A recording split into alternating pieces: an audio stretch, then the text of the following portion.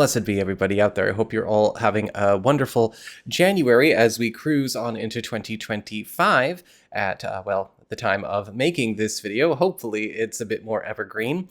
In this video, we are going to be talking about jinxes, but not necessarily the spells. We're going to be talking about jinxes as in beings that are jinxes. And whether or not that has any kind of link to what we consider to be a jinx as a spell. And furthermore, even talking a bit more about what you need to know about whether or not there is a jinx around you, or whether or not somebody is a real jinx, versus where sometimes that terminology is used incorrectly. It's actually quite often used incorrectly, even though people really don't call each other jinxes, at least as where I've been, kind of milling about in the social world. I don't see that word used as a term for a person or for a spirit anymore, as much as I used to, back in the early 2000s and back in, the 90s. That was a little bit more commonplace. That person's a jinx, so-and-so's a jinx. That doesn't really happen so much anymore.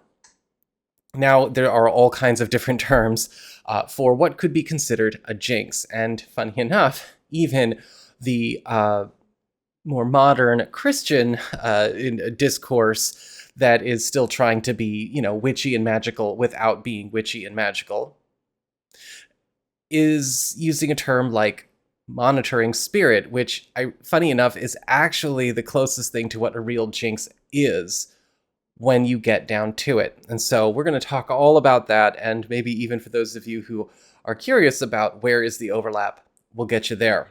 Now, when it comes to a jinx, we have to first disambiguate a little bit, because again, this is one of those terms that just gets kind of used a lot and is applied to a lot of different phenomena and a lot of different magical and spiritual situations. A jinx can either be a spell, which is a non-living force, right? It's not a being, it's not a soul, it's not an entity, it's a spell. Or it can be a being, an entity, or a person. A jinx, as a spell, is considered a malefic spell. It is a spell that is intended to basically screw up, change, alter, control, or malign the course of a person's life. In a lot of cases, it is designed to attract accidents, misfortunes, setbacks, stalls, and stops, as well as blockages, and also reverse good fortune, therefore creating bad fortune. It's different than a hex or a curse because it's not specifically designed to necessarily destroy, even though it could. It's basically setting up people or situations for failure or for discombobulation or chaos. But it could also be used to control people. In fact, a lot of binding spells are actually jinxes. And I'm sure a lot of people are probably wondering, oh my gosh, I know plenty of people online and offline who swear up and down by binding spells. Could they be jinxing a bunch of people? And the answer is, yeah, they could. But maybe we'll talk about that another day. A jinx as a being, or again, a person or a spirit, is basically somebody who ends up drawing, creating, or precipitating misfortunes, hurts, suffering, setbacks, confusion, chaos, constraint, constriction, oppression, and obstructions around everything and everyone that they meet and touch, or if not physically touch, direct their energies and their attention on intensely. Now, that is very different than how a lot of people use the word jinx. A lot of people think a jinx is just somebody who they themselves have a run of bad luck and they're constantly in a bad way. Sometimes a jinx could do that, especially if that jinx is just kind of a mess. But for the most part, a person who is just kind of klutzy or could be having, again, kind of a bad luck streak, or maybe they're a bit naive or they're not careful or other things could be going on. It doesn't necessarily mean there's a jinx.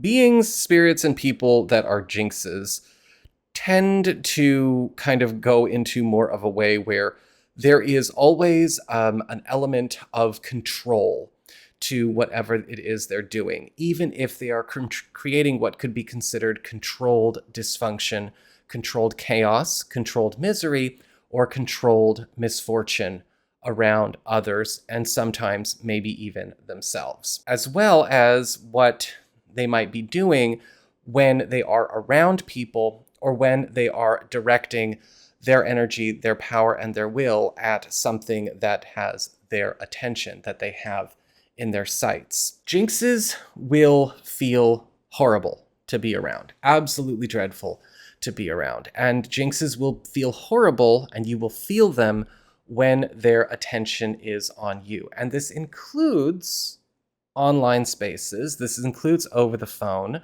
This includes anything digital, because we've got to come out of the naive belief that energy does not travel across space, right? If you have something to focus on, you have somewhere to direct your energy. And so, yes, even when it comes to things like posts, comments, videos, or maybe even just some sad troll sitting in the gloom, staring down something or somebody they don't like on their screen, that still can transfer energy. And what happens when a person is caught in the focus of a jinx is that their energy will suffer in one of two ways. The first way is the constriction. Now, this tends to happen when you have a jinx that's a bit more of a control freak, somebody that has a very rigid expectation, maybe very rigid roles, very rigid patterns, or maybe even somebody who is very much intent on controlling the actions, the wills, and the activities of others, as well as what goes on in their lives. And so whenever they reach out, whenever they kind of get a hold of you over the phone, or they might, book an appointment with you, or they might try to send an email to you or whatever, it's almost as though they have found a way to infiltrate your energy, infiltrate your space. And you start to feel really blocked up. Again, there's this constriction going on in your field. And sometimes, and I've even had this happen myself, nothing can happen, or it feels like everything in your life kind of slows down until that bitch is appeased. Now, that is one type of jinx problem that can happen. The other kind is, well, the chaotic. So we've got the overly rigid and controlled, right? The stifling constrictor. And then we've got the other side, which is more like the freaking psycho mess. And with that kind of experience, what you tend to find is that you can't focus on anything. Your energy field is kind of blown out because you're kind of hit with a fire hose.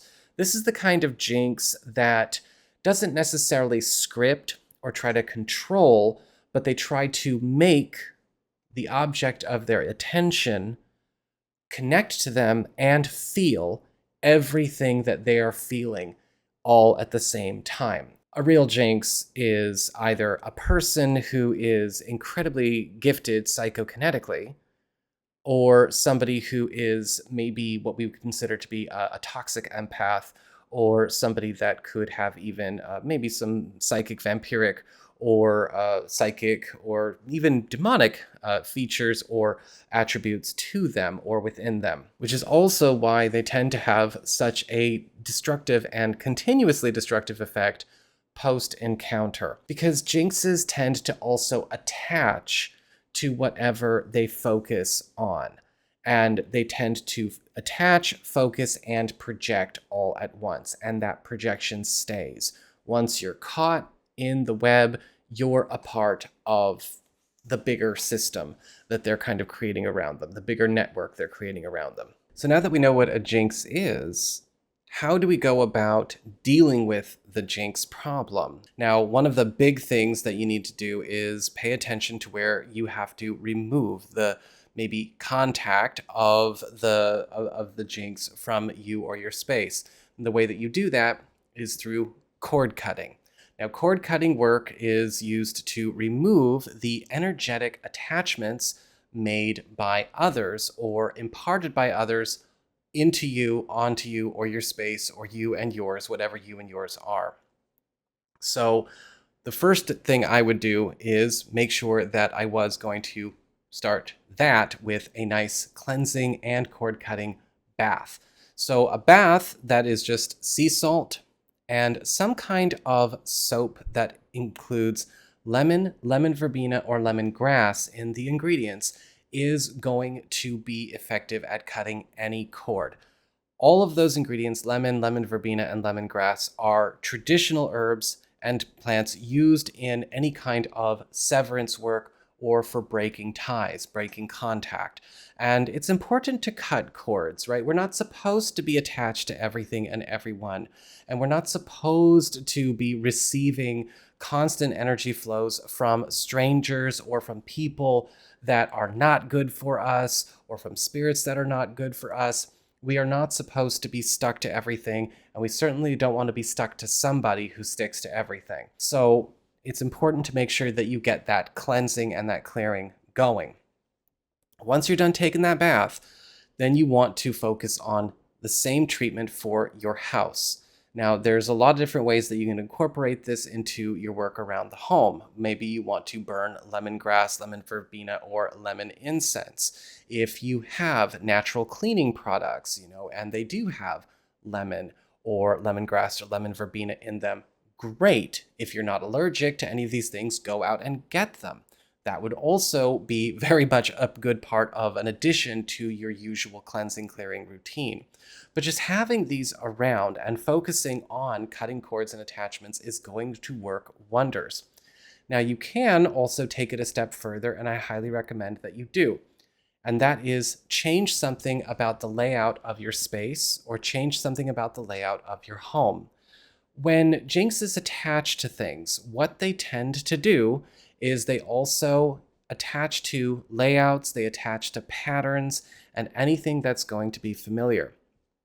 It's a very old psychic self-defense method to change the position of a piece of furniture in your bedroom if you feel you are under psychic attack or somebody is attached to you or your space or projecting onto you. And so this could be moving an end table, changing the direction of your bed, or moving a nightstand, whatever you need to do. Something that's going to change the energy flow and the layout of your space. Maybe even do that with some furniture around your house a little bit, which I think is also good to do, every once in a while. I like to change things up on a seasonal basis. On the topic of attachment to things people see and focus their attention on or project themselves onto and leave their mark, whatever, it's not a good idea to be posting things that are private or private places in your life online. If you have made the mistake of, say, taking pictures of your bed or your bedroom, might want to actually take that offline and then rearrange your bedroom, because you never know where a jinx might be projecting or focusing their energy.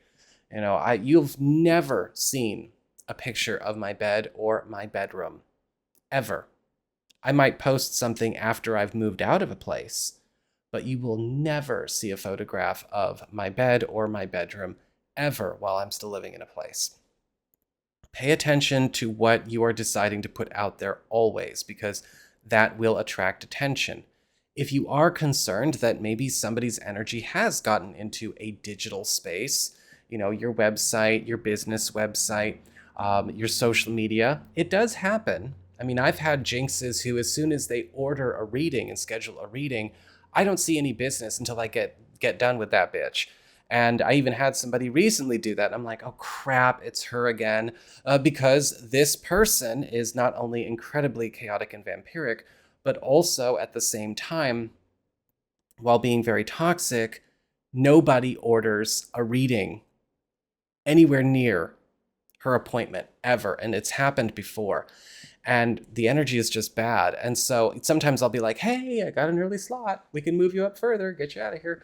But once that's done, you might want to cleanse and clear or send cleansing, clearing, and cord cutting energy to your social media, to your digital space. And you can do that very easily, with a yellow candle or a white candle.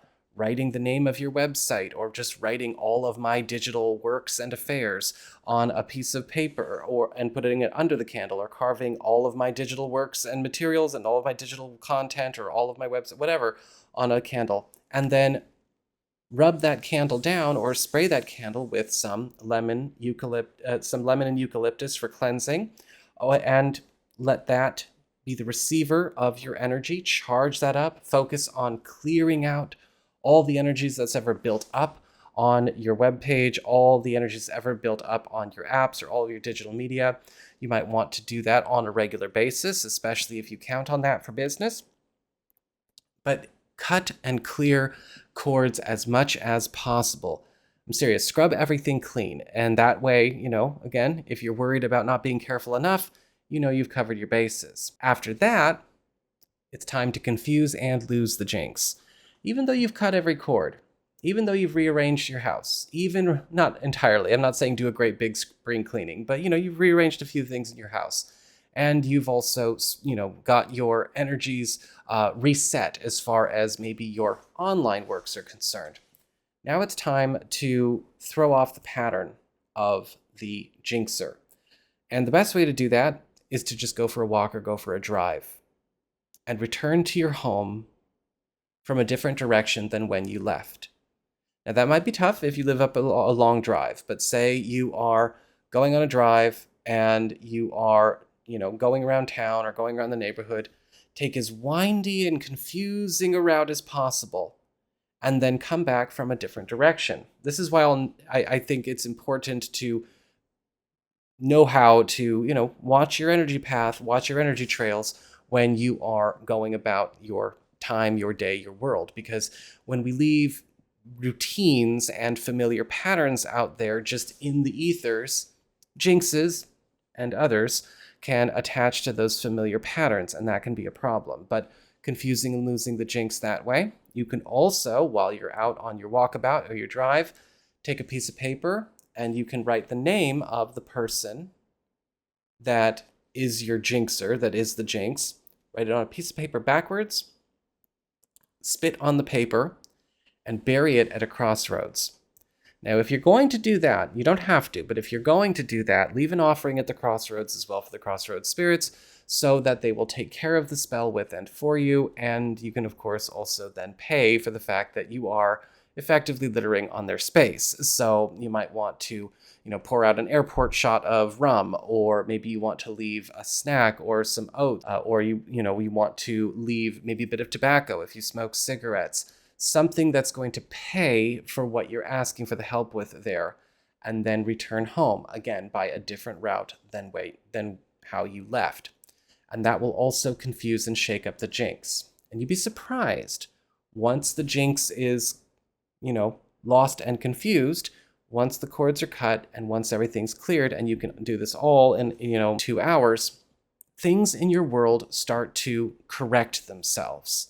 Things that were wronged get fixed in surprising ways. Business picks back up, social connections pick back up, and energy starts to liven where it was compromised before. So jinxes are definitely things to keep an eye out for and to be cautious around, but they don't have to be things to be scared of. You do need to just make sure that you're taking proper care and being diligent if and when they show up. So that is a little bit of a rundown on jinxes for you all. What jinxes really are, what they're not, and how to deal with them. Let me know if in the comments in the down bar below if you have any thoughts you'd like me to expand upon, or if there's anything you'd like to know further about jinxes or any other kind of maybe problem entity that may also be a human, and we can talk about that as well. But I'm going to get this formatted for you. I'm going to get down to editing so I can get this up for you in a timely fashion, which was always a plan for 2025. You all take care, and I will see you again soon.